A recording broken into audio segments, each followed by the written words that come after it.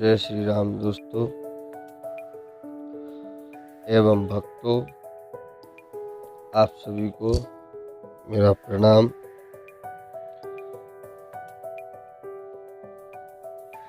श्री रामचंद्र भगवान एवं भगवान भोलेनाथ को मेरा प्रणाम। समस्त देवी देवताओं को मेरा प्रणाम। चलिए अब कथा की ओर आगे चलते हैं।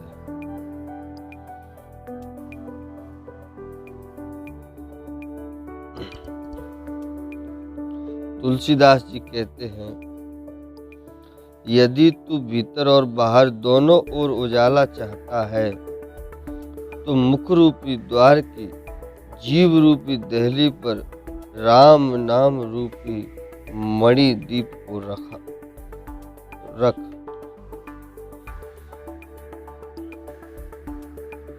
ब्रह्मा के बनाए हुए इस प्रपंच से भली भांति छूटे हुए वैराग्यवान मुक्त योगी पुरुष इस नाम को ही जीव से जपते हुए तत्व ज्ञान रूपी दिन में जागते हैं और नाम तथा रूप से रहित अनुपम अनिर्वचनीय अनामय ब्रह्म सुख का अनुभव करते हैं। जो परमात्मा के गूढ़ रहस्य को जानना चाहते हैं वे जिज्ञासु भी नाम को जीव से जप कर उसे जान लेते हैं। लौकिक सिद्धियों के चाहने वाले अर्थार्थी साधक लौ लगाकर नाम का जप करते हैं और अड़ीमदी यानी कि आठों सिद्धियों को पाकर सिद्ध हो जाते हैं। संकट से घबराए हुए आर्त भक्त नाम जप करते हैं तो उनके बड़े भारी बुरे बुरे संकट मिट जाते हैं और वे सुखी हो जाते हैं। जगत में 4 प्रकार के कौन कौन से अर्थार्थी धनादि की चाह से भजने वाले, और नंबर 2 आर्त संकट की वृत्ति के लिए भजने वाले, और नंबर 3 जिज्ञासु भगवान को जानने की इच्छा से भजने वाले, और चौथे नंबर पे है ज्ञानी भगवान को तत्व से जानकर स्वाभाविक ही प्रेम से भजने वाले राम भक्त हैं। और चारों ही पुण्यात्मा पाप रहित और उदार हैं। चारों ही चतुर भक्तों का नाम ही आधार है। इनमें ज्ञानी भक्त प्रभु को विशेष रूप से प्रिय है। यूं तो चारों युगों में और चारों ही वेदों में नाम का प्रभाव है, परंतु कलयुग में विशेष रूप से इसमें तो दूसरा कोई उपाय ही नहीं है। जो सब प्रकार की भोग और मोक्ष की भी कामनाओं से रहित और श्री राम भक्ति के रस में लीन हैं, उन्होंने भी नाम के सुंदर प्रेम रूपी अमृत के सरोवर में अपने मन को मछली बना रखा है। अर्थात वे नाम रूपी सुधा का निरंतर आस्वादन करते रहते हैं, क्षण भर भी उससे अलग होना नहीं चाहते। निर्गुण और सगुण ब्रह्म के 2 स्वरूप हैं। ये दोनों ही अकथनीय तथा अनादि और अनुपम है। मेरी सम्मति में नाम इन दोनों से बड़ा है।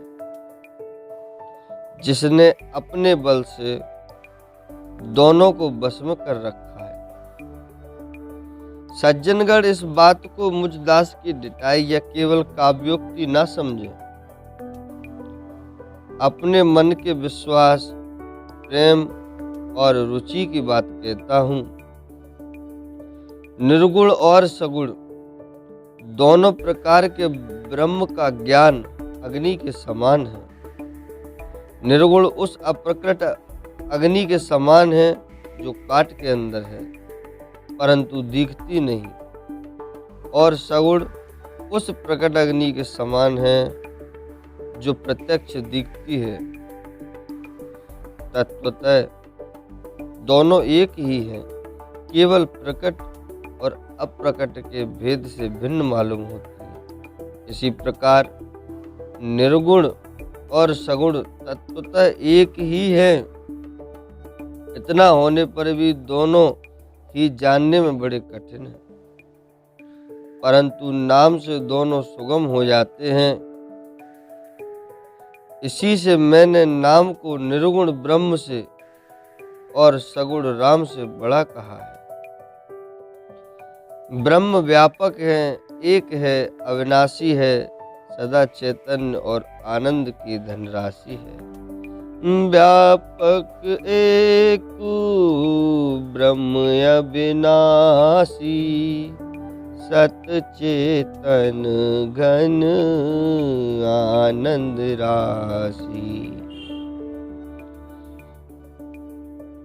ऐसे विकार रहित प्रभु के हृदय में रहते भी जगत के सब जीव दीन और दुखी हैं। नाम का निरूपण करके, नाम का जतन करने से वही ब्रह्म ऐसे प्रकट हो जाता है जैसे रत्न के जाने से उसका मूल्य। इस प्रकार निर्गुण से नाम का प्रभाव अत्यंत बड़ा है। अब अपने विचार के अनुसार कहता हूँ कि नाम सगुण राम से भी बड़ा है। सगुण यानी कि प्रत्यक्ष मूर्तिमान जो प्रभु श्री राम हैं, राम का नाम उनसे भी बड़ा बता रहे हैं बाबा तुलसीदास।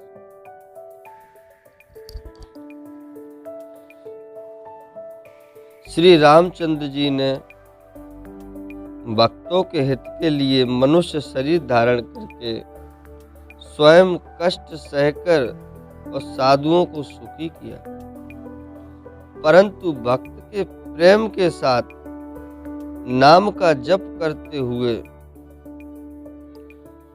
सहज ही में आनंद और कल्याण के घर हो जाते हैं।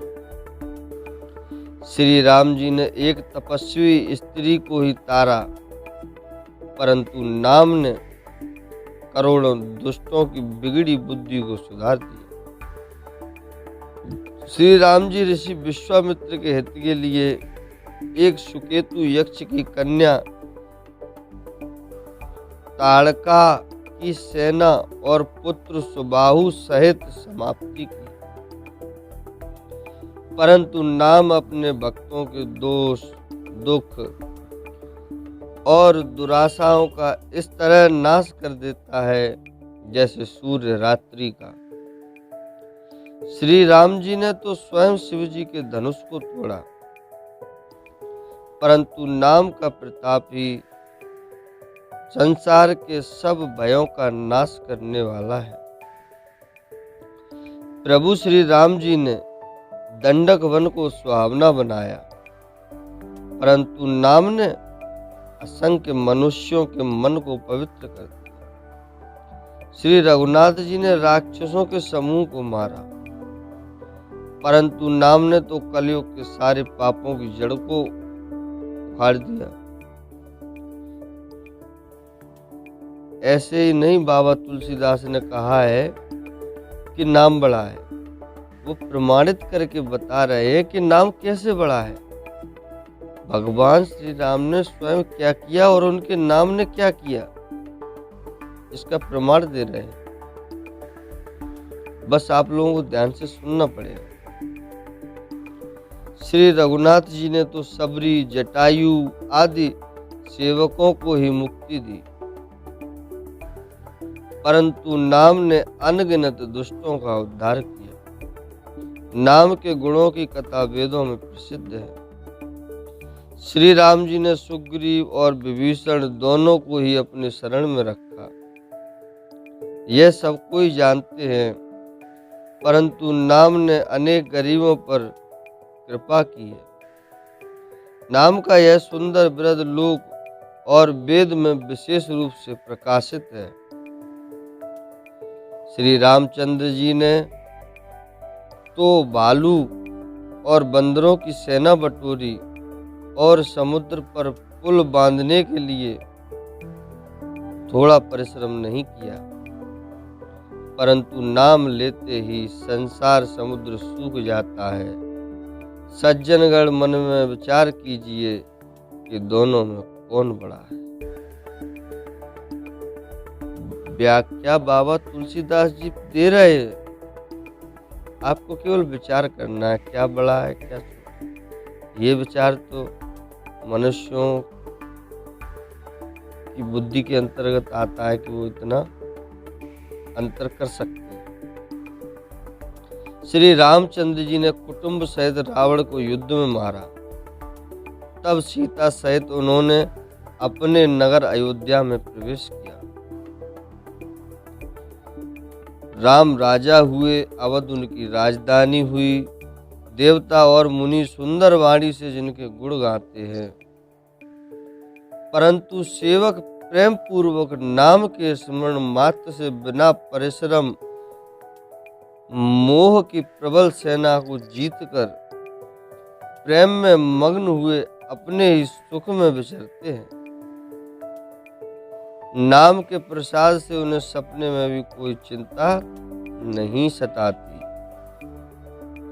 इस प्रकार नाम निर्गुण ब्रह्म और सगुण राम दोनों से बड़ा है। यह वरदान देने वालों को भी वर देने वाला है।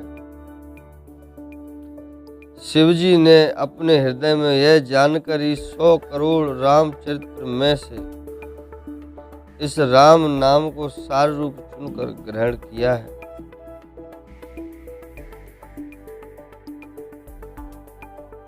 अब हम आगे की कथा के लिए कल अग्रसर होंगे। आज के लिए आप सभी से क्षमा चाहते हैं अगर कोई भूल हुई हो तो, और आशीर्वाद की कामना करते हुए जय श्री राम, जय श्री राम, जय श्री राम, जय श्री राम।